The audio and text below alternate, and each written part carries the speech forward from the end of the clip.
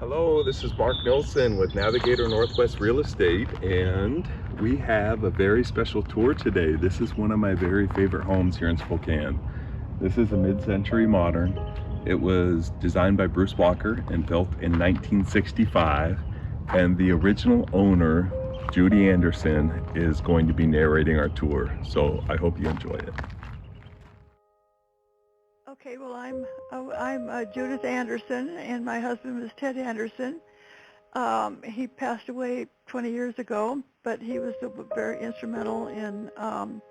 He became very good friends with Bruce Walker, the architect. We met him in 1961 when we first moved through our next door neighbor, and my husband and Bruce became really best of friends. All his life. So, and of course, part of our interest was architecture. And I grew up with a family that had contemporary architecture in the Portland area. And so we wanted to build a house, and so he helped us. We wanted something that was high ceiling and all wood and stone and glass. And you might as well know how old I am. Yes, I was born in 1932. I'm 90 years old, so my husband would be 92. So this was quite an endeavor when we started doing this. I think we were late 20s, but we moved here from Seattle in 1961.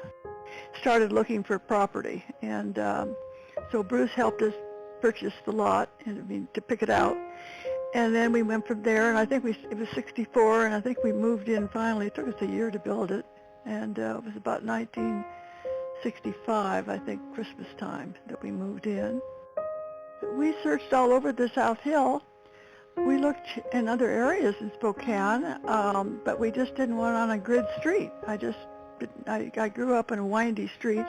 Anyway, when we drove up on Abrams Court, that lot appealed to us, and we had Bruce come take a look at us, and he thought that would be very appropriate. So it lent itself to building our home there. So that's how we came about it. The interesting thing about it is the design of it, because Spokane really had very few contemporary homes, and we were probably one of the first that really went out. I was influenced by Pietro Beluschi, who was a noted architect in the Portland area, and my aunt and uncle had a Beluschi house, and I knew of them, and they were all glass, stone, contemporary. And I wanted a fireplace with all the lava rock. I wanted to use the natural elements in Spokane area, which is the basalt prominently, and glass and wood. So the inside and the outside of the home it's the same. It's a cedar siding, which most people would never put inside their house, but that was Bruce, and we figured that's what we wanted. We wanted the lodge look, and the children all grew up in the living room. We didn't really want a big old family room. We wanted our children to enjoy the living area. We had a little room down the staircase, a small little playroom where we kept all the toys and all the children's possessions, and they enlarged that, and they enlarged the kitchen too.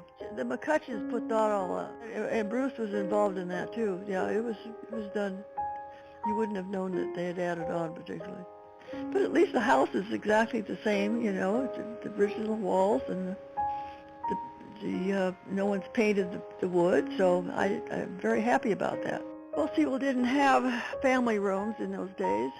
They had formal dining rooms, and they were closed off. So we incorporated the dining room is separate, but it's all part of the great room, which is the living room.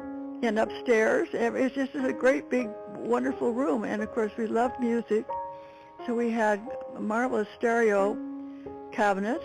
I play the piano. My children, everybody plays the piano in my home, so we always had a grand piano in the living room. And the acoustics are fantastic in that house for any kind of instrument. And we had a lot of small chamber type music.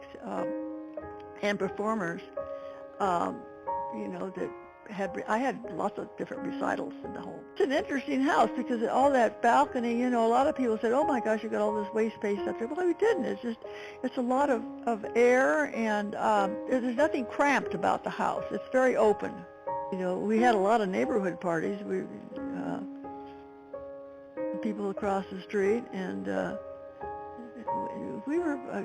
it was a good neighborhood. I think I'm the last living creature of that whole all the original homes there. I think the house cost us $55,000. Oh my gosh. Pat Owens built it. We did a lot of the work. We hauled in a lot of the rocks. We had a wonderful German, Wilhelm. I can't remember his last name, but anyway, he built all the rock walls, and I built the fish pond. I wanted to do that, and he helped me pour all the cement for that. I don't know, it took a long time to build a house. I mean, as you can see, that there was a lot of lap work on the inside and the outside. And then of course we added on to it. My husband was a collector of cars. He had some antique cars, so he wanted a garage.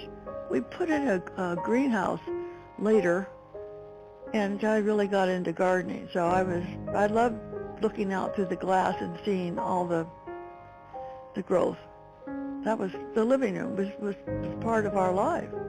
So we lived. I volunteered at Manitou Gardens, so I know they used to come over. I was part of the master garden, so that's why they were around there. I made it into kind of a miniature Japanese garden. I had a lot of Japanese maples and lots of small, lots of rocks and gravel and rock gardeny look. It was originally lawn, and I took that out. And down below, that was full of nothing but trees that we dug up north someplace. I've forgotten now, by Wheeler or something like that, and brought them all home and filled up that entire pit with trees. And now some of those trees are, look at, they're 30 feet high. And we had all sorts of animals that came up and looked at us in the windows. So deer. I think we even had an elk still living back there for a while. And we've had bear. Lots of coyotes. Yeah, there was a lot of animal life living down there on the Coles property, right? And they'll keep it that way. It'll always be that way. That's one nice thing.